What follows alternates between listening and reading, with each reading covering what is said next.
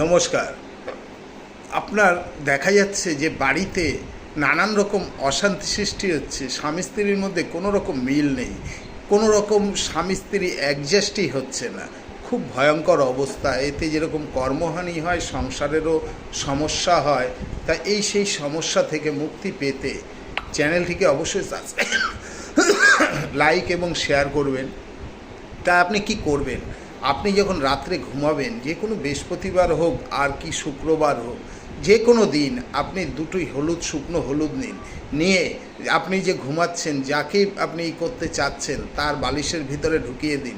দেখবেন তারপর থেকে আপনাদের সংসারে কি সুন্দর মধুর হয় এবং কিভাবে আপনার উন্নতি হয় এবং কিভাবে আপনার ভালো হয়।